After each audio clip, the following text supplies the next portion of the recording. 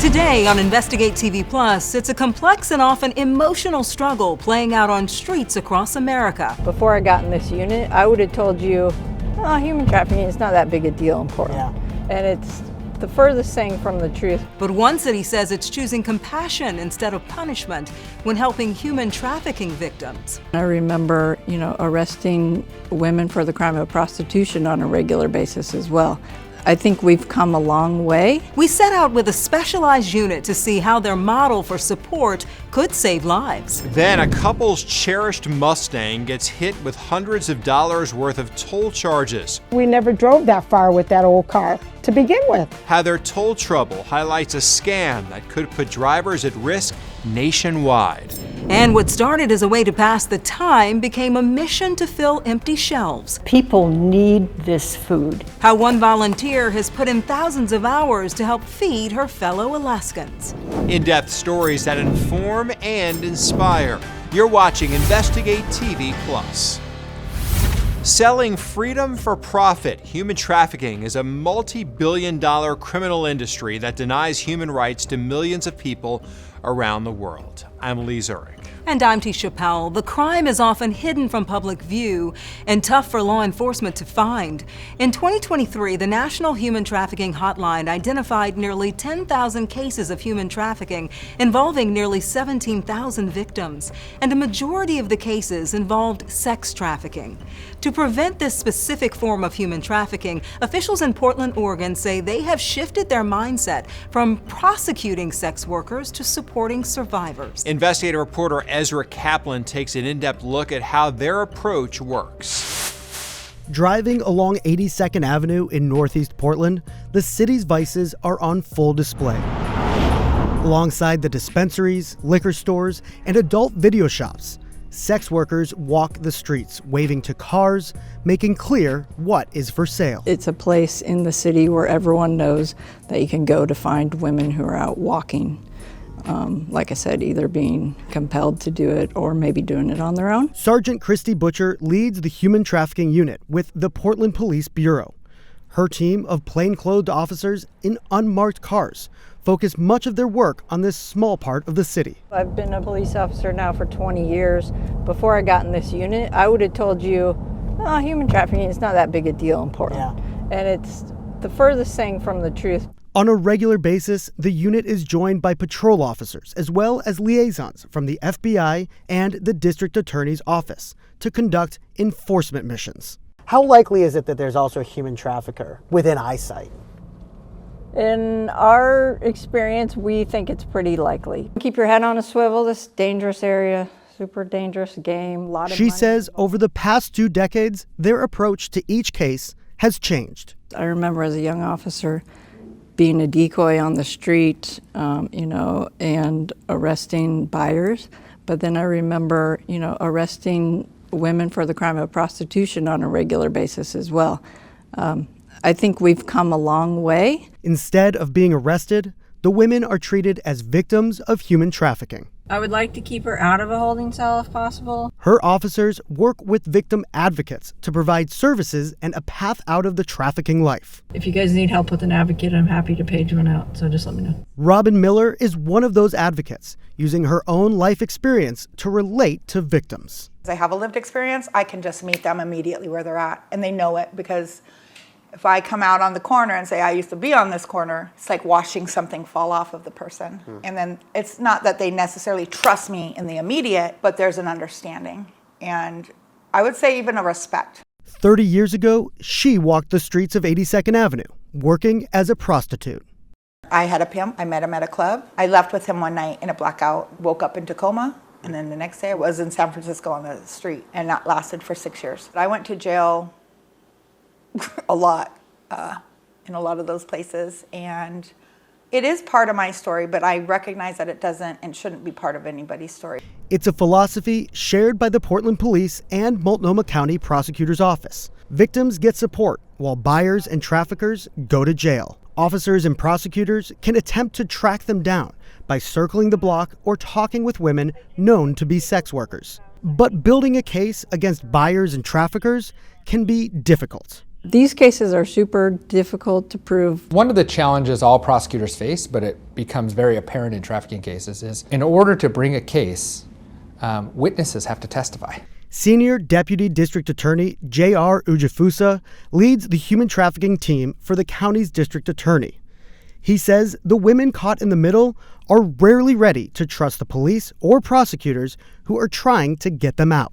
And in many cases, victims believe that it's their fault or it's their idea because they've been manipulated and controlled to believe that it was their idea, even though a third party, is taking advantage of them. But he says these cases can progress at whatever speed the victims are comfortable with. There have been cases that I get called in the middle of the night and it's a young victim in a hotel room who's wanting to talk and wanting to cooperate, and that grand jury can happen the next day. And there have been cases that we've indicted that it's 16 years later. He also knows that testifying means having to relive the most terrible parts of a survivor's life. There is an argument to say that getting someone onto the witness stand is re-traumatizing them. What I will say, though, is from my over 10 years of experience working with victims, for some victims, it's closure. It's a way for them to tell their story, and it's a way for prosecutors, juries, judges to reaffirm that what happened to them is not okay. Advocates say it often takes many interactions before a victim is ready to accept help.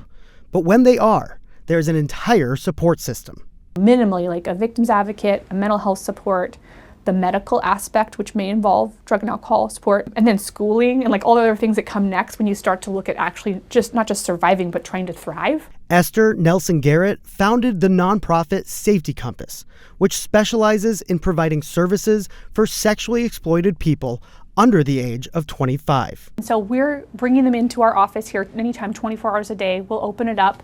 We've got a clothing closet where we've got clothing of all different sizes. It may seem like a small gesture, providing basic life necessities, but she says it goes a long way in building trust. So it's nice to be able to give them something that's theirs in exchange for nothing. The nonprofit also has a safe house for survivors. So we've taken a lot of steps to sort of protect that space. It's centrally located in the region that we serve, but we don't give people any more information than that because sometimes their traffickers are trying to find them. And the danger is real. According to research from the United Nations, the likelihood a female sex worker in the U.S. will become a victim of homicide is 18 times higher than women who do not engage in sex work. Sex trade is inherently violent and deadly. This is not fun. Miller knows that she can't save everyone she meets. She says that's the hardest part of the job. But what she can do is be there to help these women with long-term recovery. I just want them to know that they're seen and they're loved and that they're valued and they're valuable. I want them out. I don't want anybody out on the street. I want them to believe in themselves and believe in their future, believe there is a future. The district attorney's office told us while it's incredibly difficult to prosecute a case without a victim testifying, it's not impossible. Prosecutors say cell phones can be crucial for gathering evidence. If you or someone you know needs help, you can call the Human Trafficking Hotline at 888-373-7888. Still to come, mysterious toll charges worth hundreds of dollars plague a couple's classic Mustang. Hey, look, this is not me. It's my plate, but it's not my car. We uncover how other drivers could be at risk of paying the price for traveling places they've never been. Then later, sweaty sunrise sessions inspire lasting connections. I made friendships with people I never would have, deep friendships, and people really care about each other. How more and more people are finding a support system through fitness.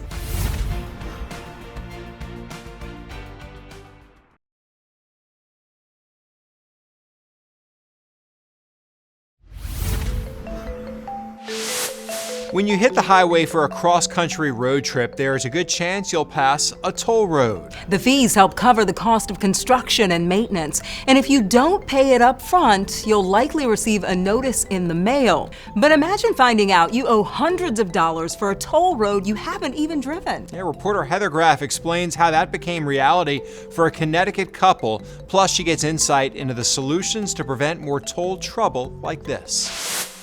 It's a 1966 Ford Mustang convertible, 289 engine. This Mustang has special meaning for Mary Smith in Enfield, Connecticut. I met my husband in a Mustang. For our 40th wedding anniversary, this is what he bought me. Mary and her husband Dan have no plans to part with the classic car. Not for sale. But they would like to curb an issue they're having with it, one no mechanic can fix, a problem with the license plate. What's this? It all started one day when opening the mail. And I looked at it. I said, Jersey Turnpike? So we opened it. It was a bill. The New Jersey Turnpike Authority billed the Smiths for driving their Mustang through a toll after a hit on the agency's license plate reader. The problem is, Mary says, they haven't been to Jersey in at least 5 years. I said, Dan, our Mustang was never there. We never drove that far with that old car to begin with. The Smiths appealed the bill and expected a correction. Instead, they got even more toll charges from New Jersey. Then we started to get some days 2 bills and other days just 1. And they kept coming. And one of the notices included a picture.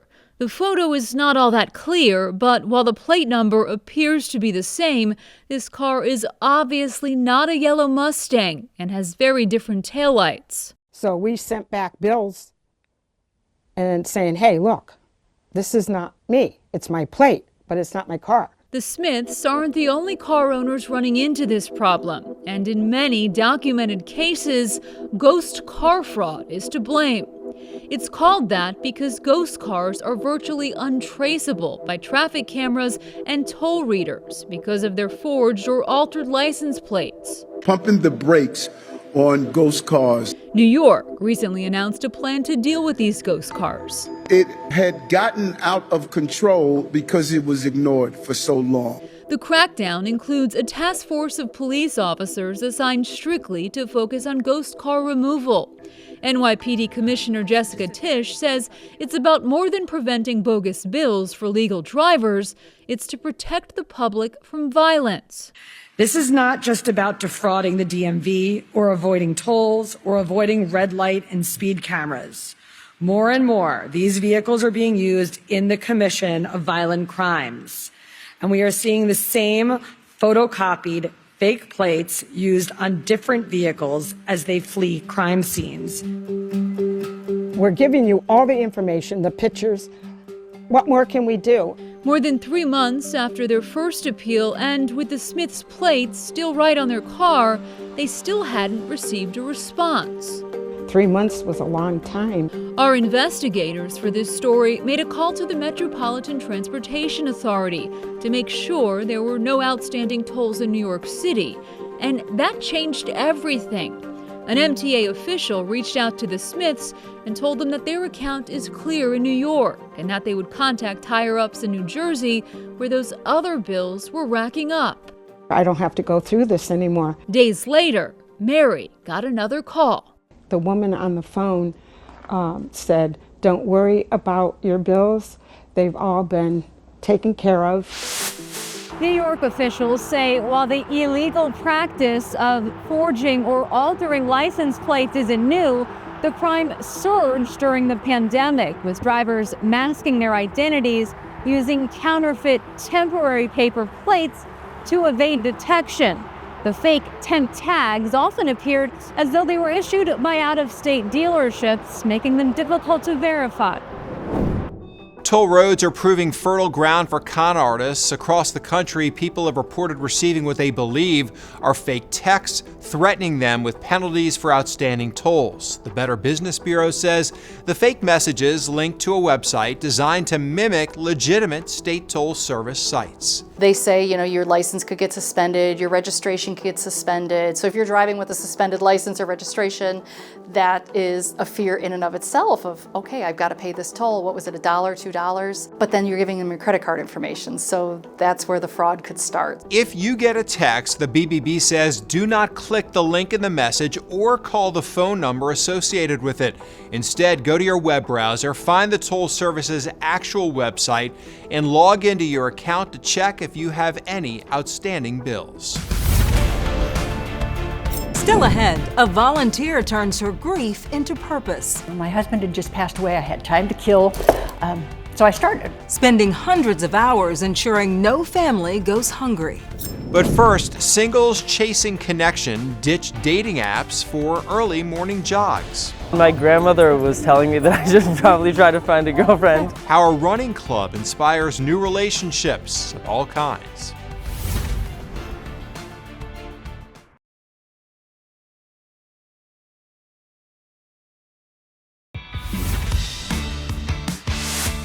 Maybe you've heard about them, seen one in your neighborhood, or even joined one. Run clubs. While it's a way to stay active, it's also a great way to meet new people. Reporter Phoebe Murray shows us how a run can inspire new connections.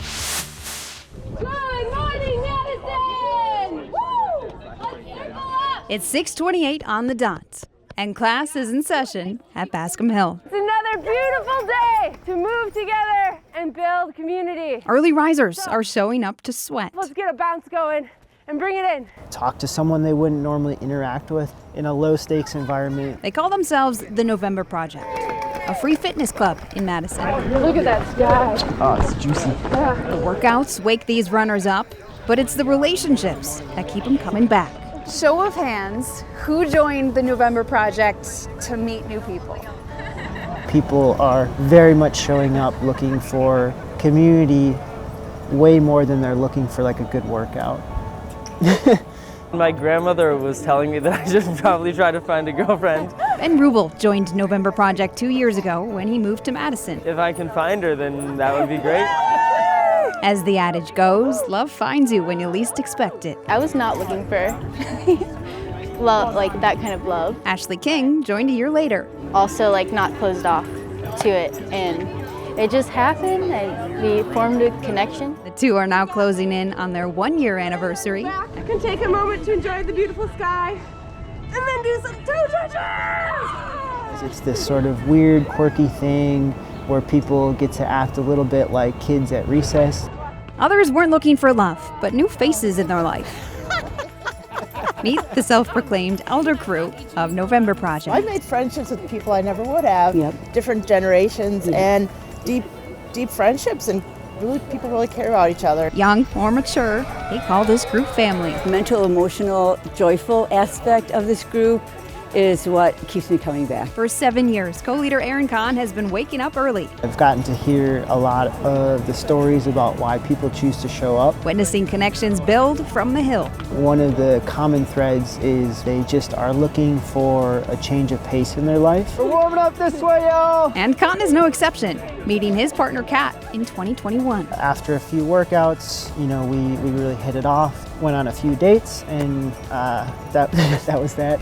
Groups like this are sprouting up everywhere. In a recent report from Running USA, the number of running club members in the United States has increased by 25% in the last 5 years, trading online dating for organic meetups. The apps just don't really work very well most of the time. And sleep for sunrise sweats. By the time you get here, you already have done something hard. Rain, shine, snow, sleet, a community that continues to show up. We always like to say that we get to run up the hill. 10 out of 10 morning. I feel like such an introvert. I don't need to meet anyone. I'm married, but I like running, but I like running on my own. I don't want to be like a part of a club. It's just my time.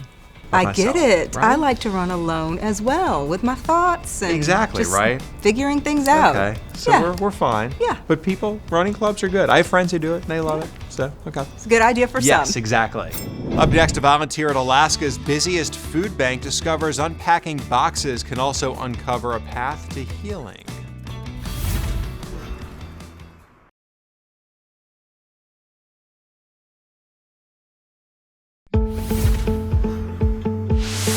From stocking food pantries to cooking meals in a community kitchen, every day people donate their time to help those in need. The Census Bureau reports the number of Americans formally volunteering is rebounding to pre-pandemic levels. And according to its most recent data, in 2023, people who volunteered averaged 70 hours of service that year. While every little bit of compassion helps, there's one volunteer in Anchorage, Alaska, who donates about 8 times that. Reporter Ariane Aramburo shows us how a personal loss inspired a purpose that's making a lasting impact. It can all just be pretty normal stuff, but it's all needed. Inside the Food Bank of Alaska, the work never stops. And neither does volunteer Karen Burnett. Oh yeah. It's exciting because we know we're going to be busy. Most days you'll find her here in the sorting room. This is my spot. Whether it's milk, applesauce, or prepackaged protein, this is going to be wonderful. Every item, these are going to be so popular, has its place. I mean, look at the size of these apple juices. That wouldn't get too far for a family, but they're just right for a kid. Burnett started volunteering at the food bank 4 years ago. I had a friend who had talked to me about it, and it just sounded like a good thing to be out doing. You know, my husband had just passed away. I had time to kill, so I started, but it got to be so fun. I spent more and more time here.